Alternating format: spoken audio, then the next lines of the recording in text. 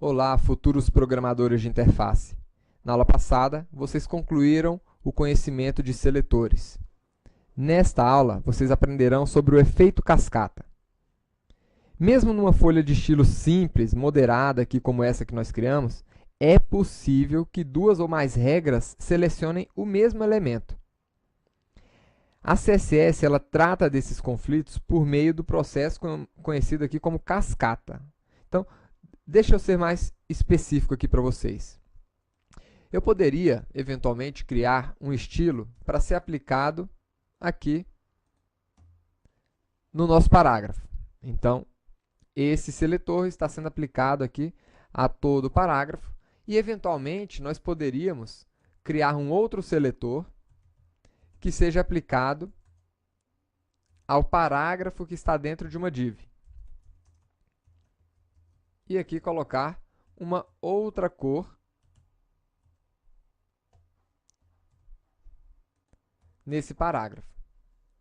Agora percebam o seguinte, independente da ordem que eu coloque aqui essas regras, ele sempre vai pegar esta regra aqui de cima. Por algum motivo, o browser entendeu que esta regra é mais importante do que essa. E é exatamente o cálculo do que é mais importante é que se dá aqui no efeito cascata, né? Então, o que é considerado no efeito cascata? Quais são as folhas de estilo consideradas aqui no efeito cascata? Então, originalmente, nós temos três fontes distintas de folhas de estilo.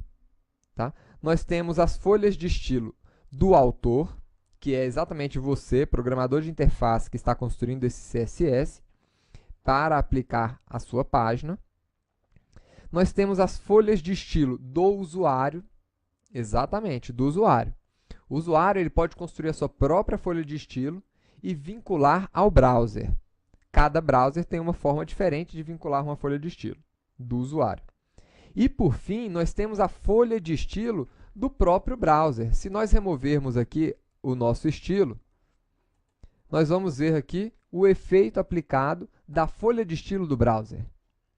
Então, nós temos essas três fontes distintas de folha de estilo. E como é que o efeito cascata organiza a ordem de aplicação dessas folhas de estilo? A cascata ela vai funcionar atribuindo uma importância a cada regra, como nós já vimos. Então, as folhas de estilo aqui do autor, elas são consideradas as mais importantes, seguidas pelas folhas de estilo do usuário e depois pelas folhas de estilo padrão aí utilizada pelo navegador ou um outro leitor desse XHTML. Então, a ordem que ele utiliza é exatamente essa daqui. A menos importante é a folha de estilo do navegador. Depois, a segunda menos importante é a folha de estilo do usuário. A terceira folha de estilo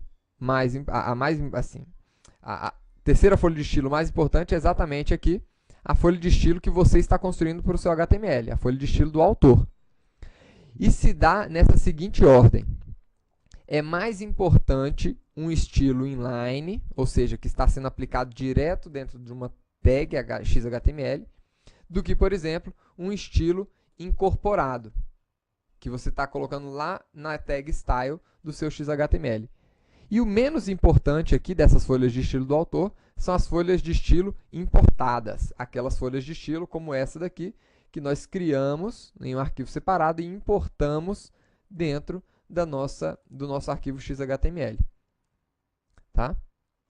Por fim, as tags ou as regras CSS que tiverem com o atributo aqui important marcado, né, na sua declaração, vão ser consideradas mais importantes. Primeiro, aquelas escritas por você, autor, e segundo, aquelas regras marcadas como importante pelo usuário. Então, uma regra marcada como importante, ela tem precedência aqui sobre essas outras. Então, vamos dar um exemplo. Como é que eu marco, né, uma declaração como importante? Eu venho aqui, vocês estão vendo aqui, né, Vamos aplicar aqui de volta esse estilo. Vocês estão vendo que ele acabou aplicando essa regra ao invés dessa regra aqui de baixo. Mas vamos fazer o seguinte, eu vou marcar essa regra aqui, que para ele foi considerada menos importante, como important. Vamos ver o que acontece agora.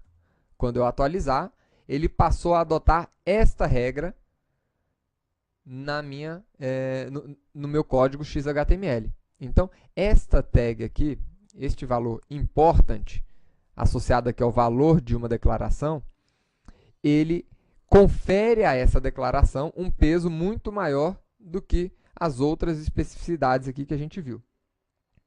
Então, a ordem de marcação, a ordem de aplicação dos estilos, ou das minhas folhas de estilo, são essas aqui, como vocês viram. Da menos importante, a folha do navegador, até a mais importante, as folhas, né, que estão marcadas como important. Aliás, as declarações marcadas como important. Né? Em nível de folha, a folha do navegador, depois a folha do usuário e a folha do autor é a mais importante. Então, após ordenar as folhas de estilo nessa sequência que foi apresentado para vocês, será feita o cálculo da especificidade. O que é isso? As regras elas vão ser, então, ordenadas pelo grau de especificidade do seletor. As regras com os seletores mais específicos sobrescrevem aquelas com os menos específicos. Se duas regras tiverem o mesmo grau de especificidade, a última é que vai ser definida como precedente, ela vai ser definida como mais importante. Então, como é que a gente calcula essa especificidade? Para calcular o grau da especificidade de uma regra, a gente vai atribuir a cada tipo de seletor um valor numérico. Tá? A especificidade de uma regra ela vai ser calculada somando-se o valor de cada um dos seletores. Tá bom? Então, a especificidade de um seletor ela vai ser dividida aqui em 4 níveis constituintes. Níveis A, B, C e D.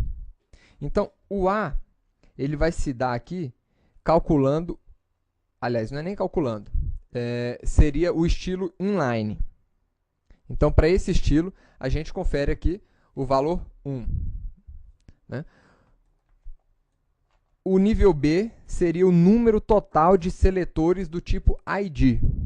Então, se eu tiver 2 seletores ID, eu colocaria o número 2 aqui, por exemplo. O nível C seria o número de classes, pseudoclasses ou atributos que existem aqui no meu seletor. Né? E o nível D, o número de elementos ou seletores do tipo elemento e seletores do tipo pseudoelementos. Tá? Como é que a gente calcula isso aqui? Vamos dar um exemplo mais prático. Imagine que eu tenho aqui uma regra P, né? Ou seja, essa regra P aqui vai ter qual peso? Né? Ela tem quantos elementos inline? No caso, se eu estiver aplicando isso numa folha de estilo? Nenhum. Né?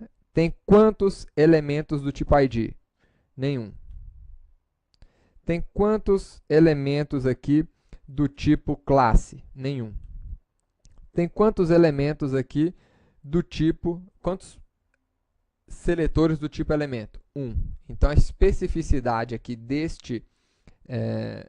desta regra é 0001. Essa é a especificidade dele. Vamos pegar um outro exemplo. Se eu tivesse aqui div P, então, a especificidade desse cara aqui seria quantos elementos do tipo inline? Nenhum. Né? Do tipo ID? Nenhum. Do tipo classe? Nenhum. E quantos do tipo elemento? 2. Então, a especificidade aqui é 2. Agora, imagine que a gente tivesse um outro aqui. P intro. Nesse caso, nós não temos também nenhum elemento do tipo inline, nenhum elemento do tipo ID, mas eu tenho um elemento do tipo classe. Olha aqui. Eu tenho uma classe aqui, intro. Então, teria uma classe aqui e um elemento do tipo elemento, que é o P. Então, a minha especificidade aqui seria 11, ou seja, seria aqui maior do que todas essas outras aqui. Vamos colocar aqui. Essa aqui tem especificidade 1, essa aqui especificidade 2, e essa daqui especificidade 11, ou seja, o peso dessa aqui é muito maior. E se a gente tivesse aqui, por exemplo, um head, né? Imagina que ou topo aqui, menu. Imagina que a gente tivesse construído um menu dentro de uma div e colocamos a div com o ID, né, menu. E estamos criando essa regra aqui para aplicar nesse menu. Quantos estilos inline? Nenhum, né? Mas quantos estilos do tipo ID eu tenho? Tenho um. E não vou ter nenhum do tipo classe ou do tipo elemento, então 0 e 0. E aqui no caso, o meu seletor vai ter um peso aqui, uma especificidade de 100. E é assim que a gente calcula. Se eu tivesse aqui, por exemplo, um estilo e aplicando o estilo ali diretamente, qual seria a especificidade de aplicação dessas regras aqui, né? Seria exatamente 1, porque é o estilo inline, e nenhum para os outros. Então, o nível desse daqui seria o nível, né, 1000. Então, é exatamente dessa forma que a gente calcula, né, a especificidade do seletor. Quanto maior a especificidade, né, mais certamente você terá aqui esse estilo aplicado. Agora, um último aspecto aqui a ser considerado com relação aqui ao efeito cascata. Aliás, o efeito cascata é isso, pessoal.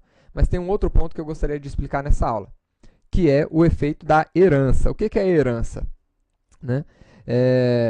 Várias pessoas confundem aí a herança com cascata. Numa primeira vista, assim, elas duas até parecem ser a mesma coisa, parecem se relacionar. Mas, felizmente, a herança é muito mais simples da gente entender. Tá? Certas propriedades aqui, como cor ou tamanho de fonte, elas são herdadas pelos descendentes dos elementos aos quais esses estilos são aplicados. O que é, então, herança? Eu poderia fazer o seguinte, poderia colocar aqui que body, ou p, h1, que o elemento p, o elemento h1, o elemento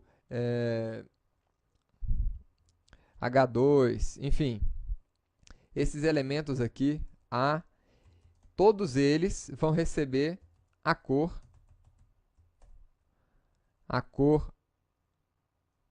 preta, né? Então, tá aí. Todos esses elementos recebem a cor preta. Isso que é herança. Aliás, desculpa, pessoal.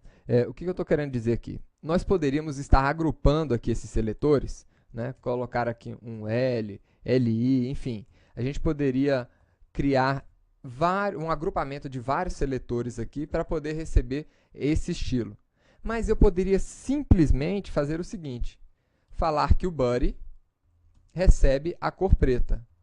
O que isso significa? Significa que todos os outros elementos dentro da tag body vão acabar herdando essa mesma propriedade. Isso que é a herança. Então, nesta aula, vocês aprenderam um pouco sobre herança e sobre o efeito cascata. Até a próxima aula, pessoal!